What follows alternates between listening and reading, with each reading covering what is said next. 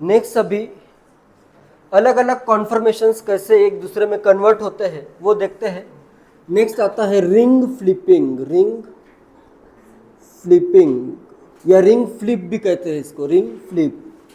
Ring कैसे flip होती है देखो, इनिशियली मैं ये वाला फॉर्म ड्रॉ कर रहा हूँ, एक चेयर कॉन्फर्मेशन में ड्रॉ किया। नेक्स्ट मैं क्या करता हूँ अभी, नेक्स्ट ये वाला कार्बन ऐसे अगर मैं ऊपर के डायरेक्शन में मूव करूँ तो क्या होगा, नेक्स्ट कौन सा फॉर्म हो जाएगा, ये चेयर आ गया। चेयर के बाद क्या आ जाएगा, हाफ चेयर। चेयर के बाद जैसे यहाँ पे इसको मैं ऊपर लेके जाऊँ तो पहले क्या बनेगा, हाफ चेयर। जैसे इधर मैं ये हाफ चेयर ड्रॉ करता हूँ, नेक्स्ट अपना फॉर्म बन जाएगा हाफ चेयर। फर्दर मैं इसको अगर ऊपर लेके जाऊँ तो क्या बनेगा, बोर्ड बनेगा। लेकिन बोर्ड फॉर्म होने से पहले यहाँ पे बोर्ड से पहले जैसे इधर मैं इसका ट्विस्ट बोर्ड फॉर्म ड्रॉ कर देता हूँ, ठीक है। तो इधर क्या होगा, इधर से ये इधर, नेक्स्ट ये इधर। इसका ट्विस्ट बोर्ड किस वे में ड्रॉ करना सही रहेगा, ये वाला बॉन्ड लेता हूँ, ये 1 2 3 4। ट्विस्ट बोर्ड से पहले, जैसे बोर्ड से पहले ट्विस्टेड बोर्ड पहले बनेगा, फिर बाद में आएगा इसका बोर्ड कॉन्फर्मेशन। ये फर्दर फिर कंप्लीट हो जाएगा इसका प्रोसेस बोर्ड बनने का। तो फिर आ गया अपने पास ये बोर्ड।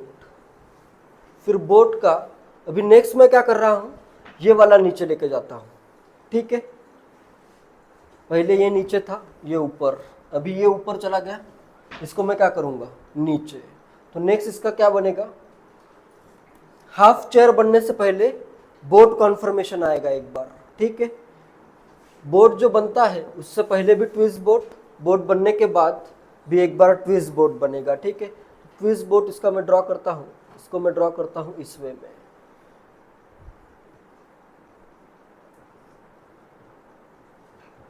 ठीक है।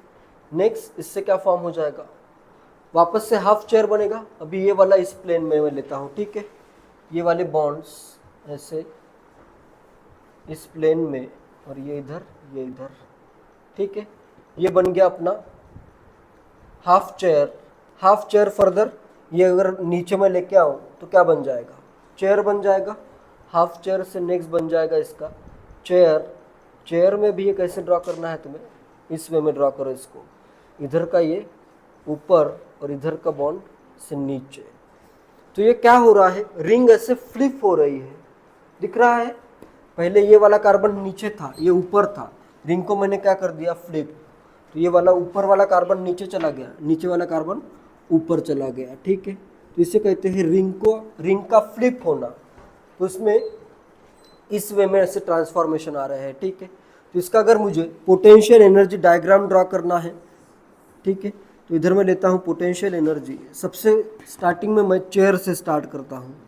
चेयर से क्या बन रहा है, हाफ चेयर। स्टेबिलिटी का ऑर्डर क्या है, चेयर सबसे ज़्यादा स्टेबल है, नेक्स्ट ट्विस्ट बोट है, नेक्स्ट बोट है, और हाफ चेयर सबसे कम स्टेबल है, ठीक है। हाफ चेयर की एनर्जी क्या आएगी, मैक्सिमम 45 किलो जूल आएगी, ठीक है। हाफ चेयर की इधर आ गई मैक्सिमम।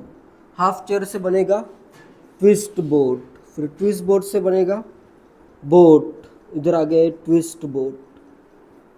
ये है हाफ चेयर। नेक्स्ट यहाँ पे क्या बन गया, बोट। बोट से बनेगा वापस से ट्विस्ट बोट। ट्विस्ट बोट से क्या बन रहा है, हाफ चेयर, और हाफ चेयर से फाइनली क्या बन रहा है, चेयर। इधर आ गया हाफ चेयर एंड इधर आ जाएगा चेयर। एनर्जी अगर देखनी है तो ये इधर अगर मैं लूँ तो यहाँ पे ये जो एनर्जी आती है वो कितनी है, 45.2 किलो जूल के अराउंड। ट्विस्ट बोट की 23 किलो जूल के अराउंड, बोट की 30 किलो जूल के अराउंड है, ठीक है। क्लियर है। तो इस वे में इसका पोटेंशियल एनर्जी डायग्राम आएगा एक रिंग फ्लिप के लिए ये, ठीक है। फिर वापस से क्या होगा, ये वापस से ऐसे रिंग ये फ्लिप हो जाएगी, ठीक है। तो उसके लिए भी क्या रहेगा, सेम टू सेम ही आएगा ये, ठीक है। इधर से अगर ये इस डायरेक्शन में भी रिंग फ्लिप हो रही है एनर्जी डायग्राम तो वही रहेगा क्योंकि यही सब सेम स्टेप्स फॉलो होंगे, ठीक है। यहाँ पे जो एनर्जी बैरियर आ रहा है, ठीक है, अलग अलग ये रिंग फ्लिप जो हो रही है, इसके लिए जो एनर्जी बैरियर है वो बहुत ज़्यादा नहीं है। यहाँ पे जैसे 45 किलो जूल पर मोली है, तो मॉलिक्यूल्स में इतनी थर्मल एनर्जी होती है कि वो 10 टू द पावर 5 टाइम्स पर सेकेंड ऐसे रिंग फ्लिप हो सकती है, ठीक है, या इससे ज़्यादा भी रिंग फ्लिप्स हो सकती है, ठीक है। तो क्या होगा, ये एक चेयर का फॉर्म और ये एक चेयर का फॉर्म एक दूसरे के साथ इक्विलिब्रियम में रहेगा, ठीक है।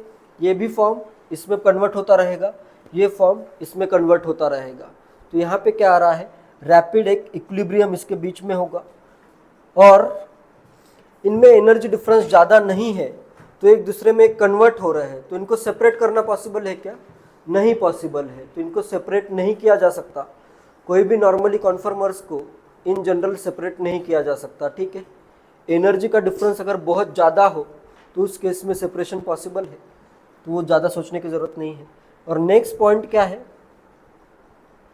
नेक्स्ट पॉइंट ये है, because of the greater stability of chair more than 99% of the molecule are estimated to be in a chair conformation at any given moment।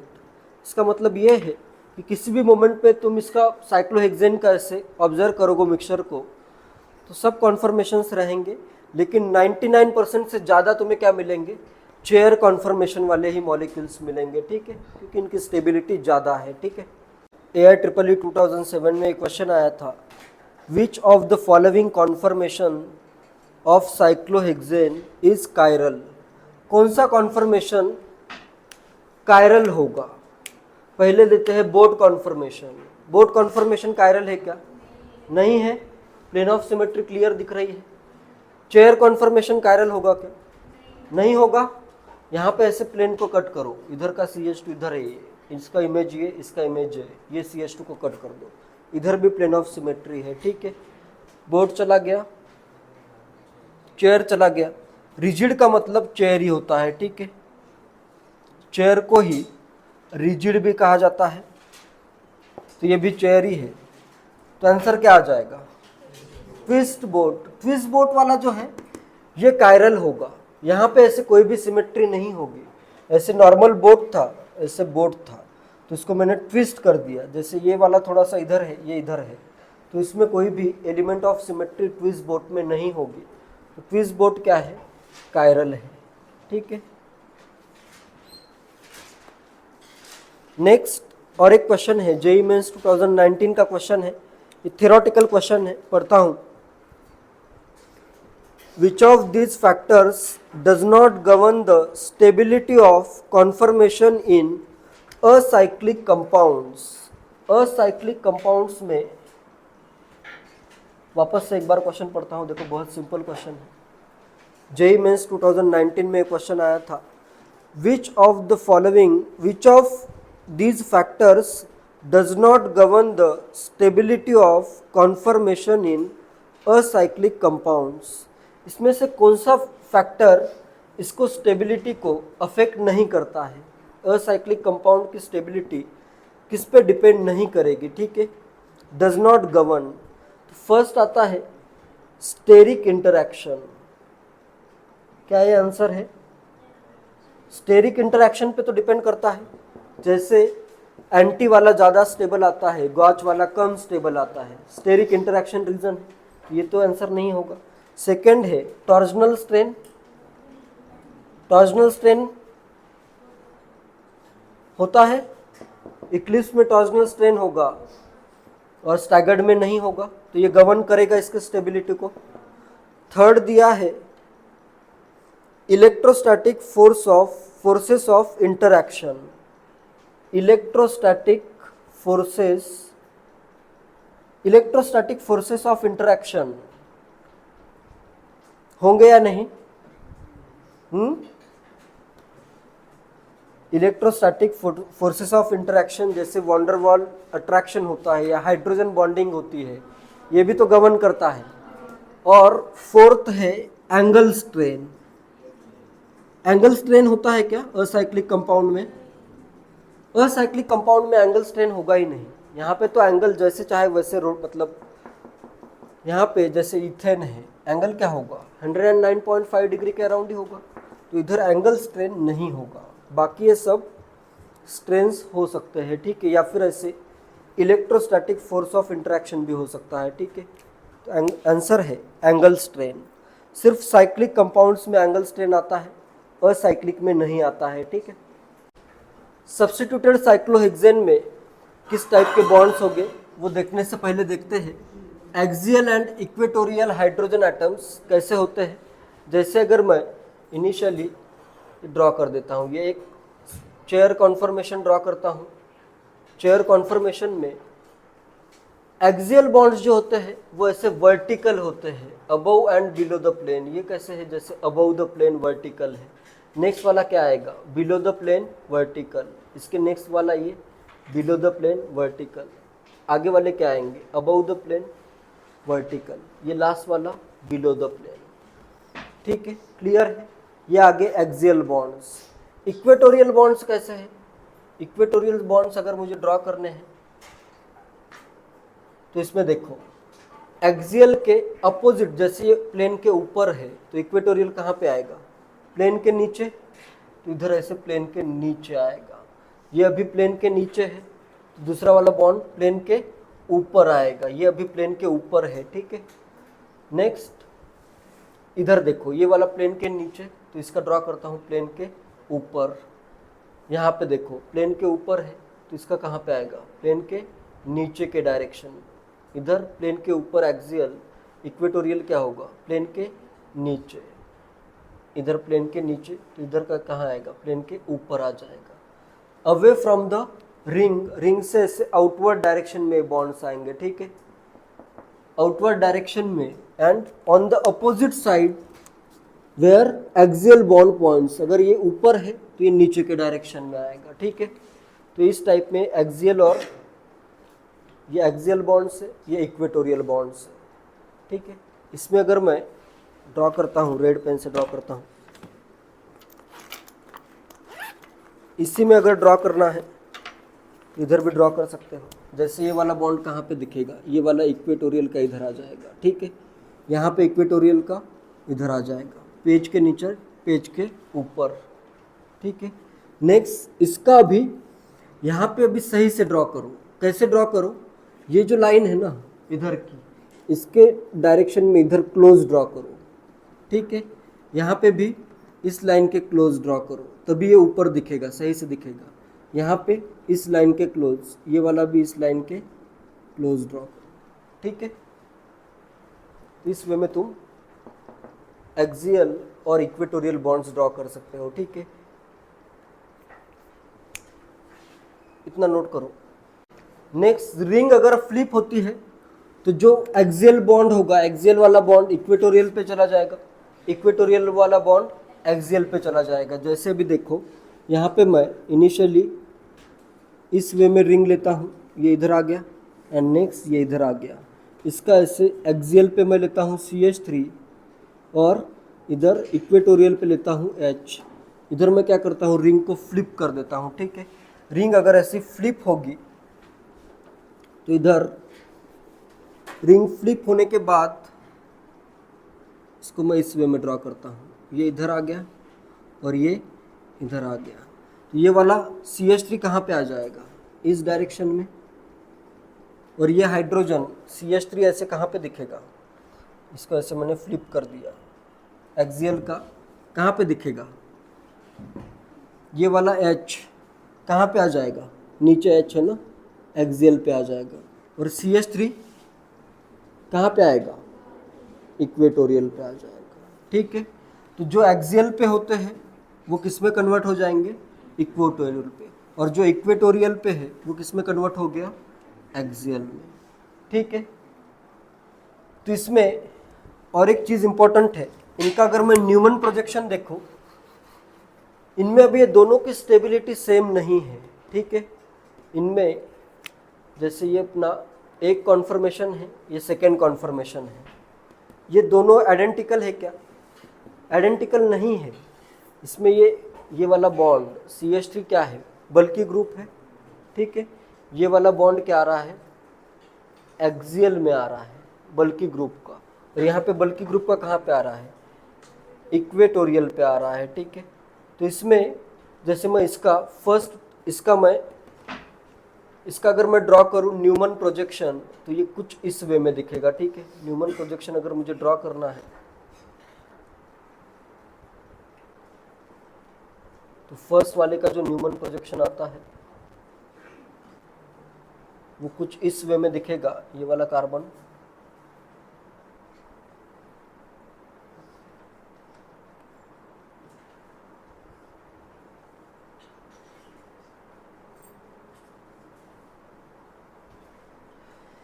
ये देखो ये बॉन्ड जो है इधर है ऐसे, जैसे इसके ये CH3 कहाँ पे दिख रहा है, इस डायरेक्शन में, इधर से बॉन्ड आ रहे हैं, तो ये CH3 कैसा है, इस डायरेक्शन में है, ठीक है। क्लियर है, H आएगा इधर, H आएगा इधर। ये अभी CH3 इस CH2 के कैसे है, ये CH3 इस CH2 के एंटी में है, ठीक है, एंटी में है। और इसका अगर मैं कॉन्फर्मेशन ड्रॉ करूं एक्सियल का, तो एक्सियल का जो कॉन्फर्मेशन आता है इधर अगर ऐसे ड्रॉ किया जाए, ये CH2 है, ये सेकंड CH2,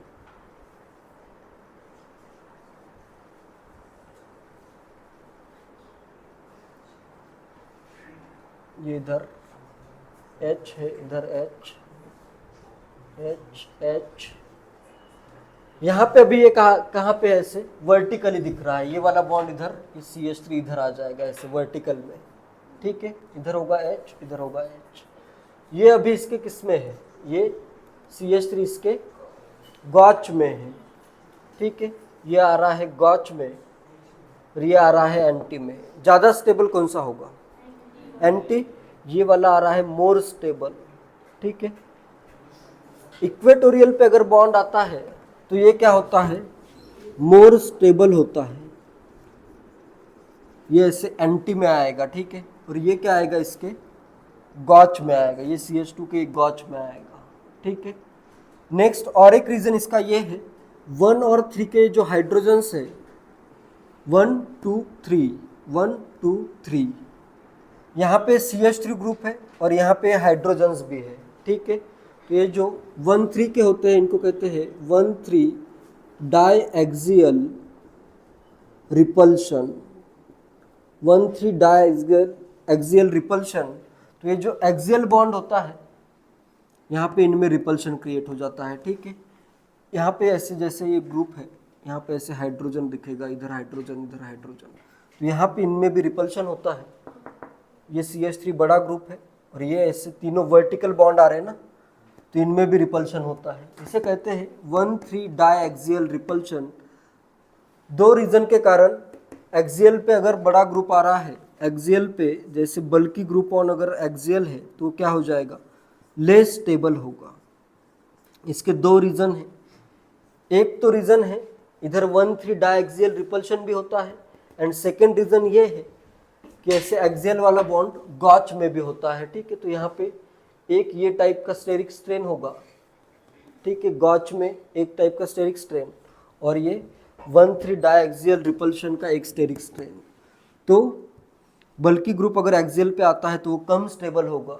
तो बल्कि ग्रुप कहाँ पे प्रेफरेबल है, इक्वेटोरियल पे प्रेफरेबल है, ठीक है। तो जैसे इनमें इक्विलिब्रियम एस्टेब्लिश होता है तो इसमें इक्विलिब्रियम कांस्टेंट जो है इसके रिएक्शन में, ये रिंग फ्लिप के लिए इक्विलिब्रियम कांस्टेंट आता है 18 के इक्विलिब्रियम, यहाँ पे कितना है 18 है। इसका मतलब ये है, इक्विलिब्रियम ऐसे शो करते हैं, इक्विलिब्रियम कांस्टेंट 18 का मतलब ये है, जैसे अगर मेरे पास 19 मॉलिक्यूल है तो 18 मॉलिक्यूल इस फॉर्म में होंगे, एक मॉलिक्यूल इस फॉर्म में होगा, इसका अमाउंट का रेशो डिवाइडेड बाय इसके अमाउंट का रेशो कितना होगा, 18 होगा, ठीक है।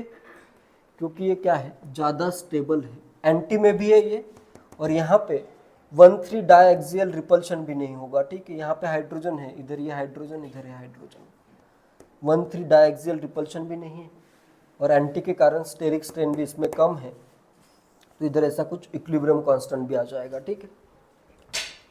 क्लियर है। तो इक्वेटोरियल पे बल्कि ग्रुप ज़्यादा स्टेबल, इतना कॉन्सेप्ट इंपॉर्टेंट है, ठीक है। इसी का यूज करके बाकी आगे के सब क्वेश्चन सॉल्व होंगे, ठीक है। देखो एक्सियल और इक्वेटोरियल में बल्कि ग्रुप कहाँ पे ज़्यादा स्टेबल है, कहाँ पे प्लेस करना ज़्यादा फेवरेबल है, इक्वेटोरियल पे।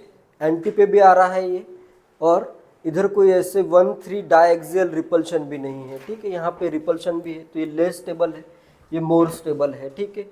अगर मैं ऐसे कुछ सब्स्टिट्यूएंट लेता हूँ और इधर एक्सियल और इक्वेटोरियल में इक्विलिब्रियम अगर आता है, एक्सियल एंड इक्वेटोरियल,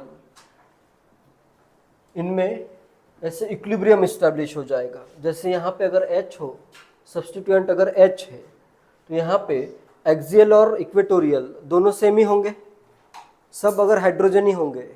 ये एक ही सब्स्टिट्यूएंट बोल रहा हूँ मैं, ठीक है। जैसे मेरे पास एक ही सब्स्टिट्यूएंट मुझे लेना है, ये इधर, ये मैंने इधर इक्वेटोरियल पे मैंने कोई ग्रुप G लिया है, ये सब्स्टिट्यूएंट है, ठीक है। ये इक्वेटोरियल पे है और रिंग फ्लिप होगी तो किस में चला जाएगा, एक्सियल में। तो एक्सियल और इक्वेटोरियल में एक इक्विलिब्रियम रहेगा, उसमें ज़्यादा अमाउंट किसका होगा, इक्वेटोरियल का, क्योंकि ये ज़्यादा स्टेबल है। तो H अगर है तो H में तो सेम ही रहेगा इधर, मतलब यहाँ पे अगर H होगा, एक H एक्सियल पे, एक H इक्वेटोरियल पे, रिंग फ्लिप हुई तभी भी क्या होगा, इक्वेटोरियल का एक्सियल पे चला जाएगा, एक्सियल का इक्वेटोरियल पे चला जाएगा, तब इक्विलिब्रियम कांस्टेंट क्या आएगा, 1 आएगा। नेक्स्ट अगर ये ग्रुप में लेता हूँ CH3, तब ज़्यादा अमाउंट किस में होगा, इक्वेटोरियल में, तो यहाँ पे इक्विलिब्रियम कांस्टेंट आता है 18, ठीक है। मतलब जो इक्वेटोरियल में रहेंगे वो 18 टाइम्स होंगे एज कंपेयर टू एक्सियल। फिर इस ग्रुप को अगर मैं और बड़ा कर दूँ, इथाइल ग्रुप अगर मैं लूँ यहाँ पे, तो यहाँ पे अभी इक्वेटोरियल का अमाउंट और भी बढ़ जाता है। यहाँ पे इक्विलिब्रियम कांस्टेंट आता है 23, इसके लिए के इक्विलिब्रियम की वैल्यूज़ है, ठीक है, 23 आता है।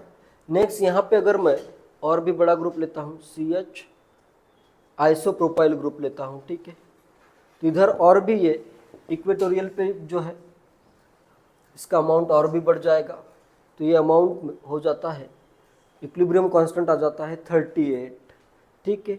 और भी अगर मैं बल्कि ग्रुप करूं, जैसे टर्शरी ब्यूटाइल ग्रुप है, तो टर्शरी ब्यूटाइल ग्रुप तो बहुत बड़ा ग्रुप है। ये अगर एक्सियल पे आएगा तो यहाँ पे बहुत बड़ा रिपल्शन होगा, बहुत बड़ा ग्रुप तो बहुत ज़्यादा रिपल्शन होगा। या फिर अगर ये बहुत बड़ा ग्रुप गॉच में भी है तो वहाँ पे भी स्टेरिक रिपल्शन क्या होगा, बहुत ज़्यादा।